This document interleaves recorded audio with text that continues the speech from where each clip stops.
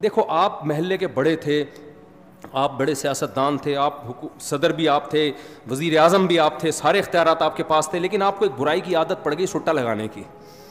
آپ چرس پیتے تھے. معذرت, آپ نہیں پیتے تھے, ایک مثال دے رہا ہوں. اب کیا ہے کہ لوگ آپ کی تعریف کرتے ہیں, بندہ بہت اچھا ہے لیکن ہے چرسی, بندہ بہت اچھا ہے لیکن ہے کیا, چرسی.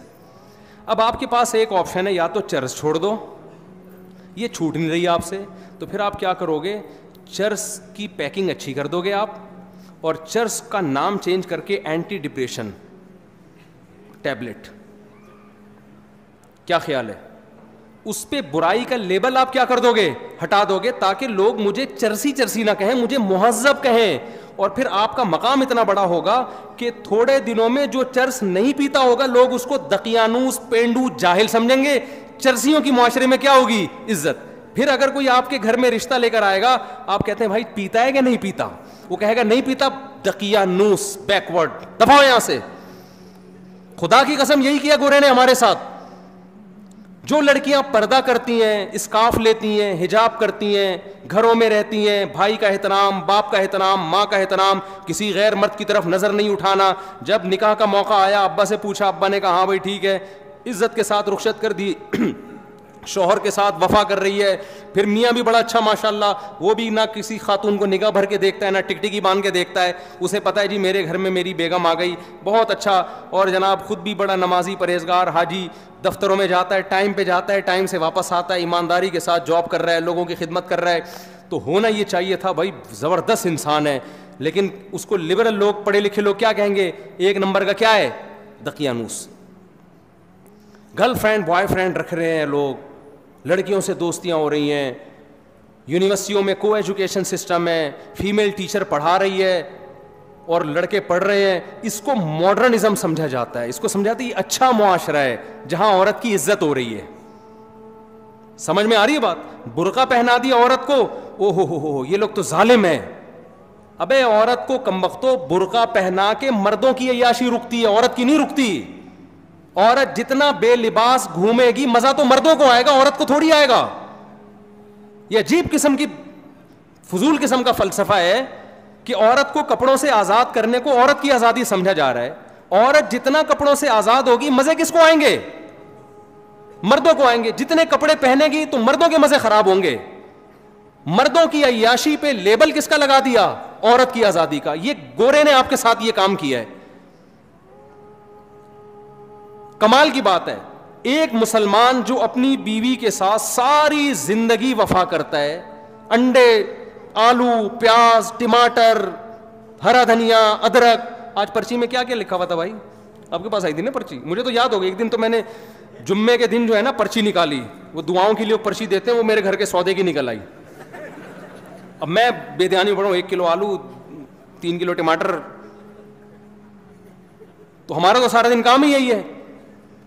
ایک مرد, مسلمان مرد جو گھر میں بیوی کو ساری زندگی کھلاتا ہے اور پھر بھی تانے سنتا ہے, کیا آپ سے ملا کیا مجھے, وہ پھر بھی اس کو سہتا ہے, اس کی اولاد کی ساری زندگی خرچے اٹھاتا ہے, بچے کی پیدائش کا خرچہ اس کے ذمے, بچیوں کی ٹینشن یہ لے رہا ہوتا ہے.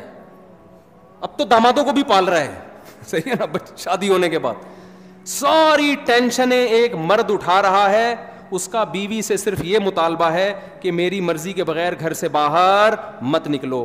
اس کو دقیانوس قرار دے دیا, بیکورڈ, عورتوں کے حقوق کا محافظ نہیں ہے یہ, عورتوں پہ پابندیاں لگائی ہوئی ہیں, بیڑیاں باندھ کے رکھا ہوا ہے.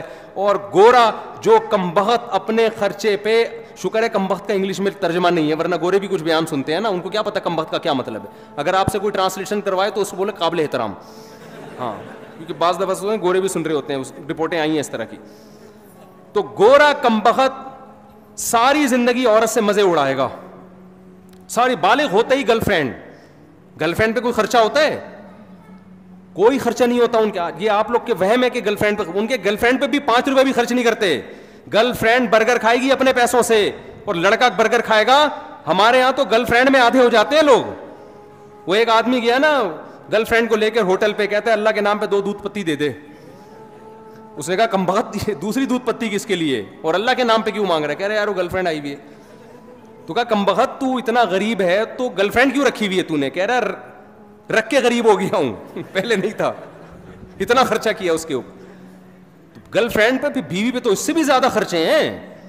اس کے تو ماموں جب آئیں گے تو ان کے لیے سموسے لے کر آؤ, اس کے پاپا آئے ہوئے ہیں تو ان کے لیے رول لے کر آؤ, اس کے چاچا آئے ہوئے ہیں تو اس کے لیے جلیبیاں لے کر آؤ, ان کو یہ پسند ہے, ان کو وہ پسند ہے. ایک طویل سلسلہ لامتناہی, نہ ختم ہونے والا سلسلہ. ان کو کیا کہہ دیا گورے نے؟ بیکورڈ. عورتوں کی زنجیریں باندھی ہوئی ہیں, اور گورا ساری زندگی عورت سے عیاشی کرتا ہے, مزے اڑاتا ہے, 1 روپے بھی اس پہ خرچ نہیں کرتا. اور اتفاق سے 50 سال میں جب وہ شادی کر بھی لیتا ہے تو آپ جا کے پوچھیں, ایک چائے کی پیالی اپنے خرچے پہ اپنی بیوی کو نہیں پلاتا وہ. تو اس بدماشی, یہ چرس ہے نا, یہ وہی ہے کہ چرسی تھے. نام کیا رکھ دیا؟ کیونکہ مہذب قوم ہے نا, گورے ہیں بھائی, مہذب ترقی یافتہ قوم ہیں, چاند پہ قدم رکھا ہے, مریخ پہ جانے کی باتیں ہو رہی ہیں.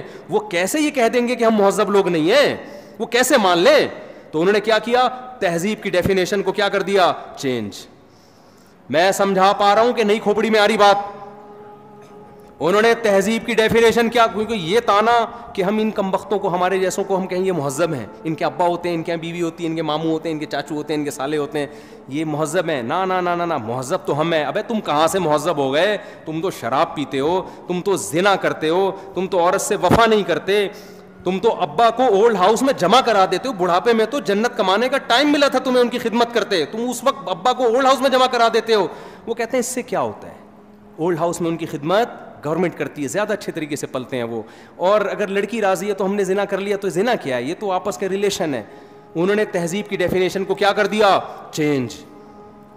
مذہب ہمیں اس ڈیفینیشن کو چینج کرنے بولو نہیں دیتا. مذہب کہتا ہے لا تقربوا الزنا.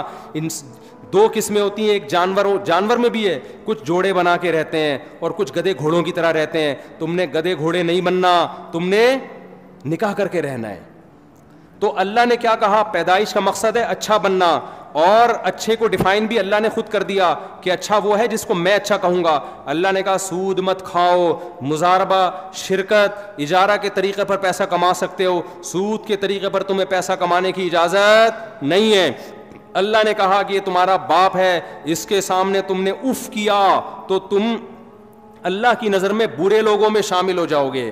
بدنظری کی اجازت نہیں ہے. تو یہ دوسرا فرق ہے. تیسرا فرق کیا ہے؟ یعنی غیر مسلم میں اور ہم میں 2 فرق میں نے بتا دیے. تیسرا اور آخری فرق بتا کے اپنے بیان کو ختم کرتا ہوں. دیکھو تیسرا فرق کیا ہے.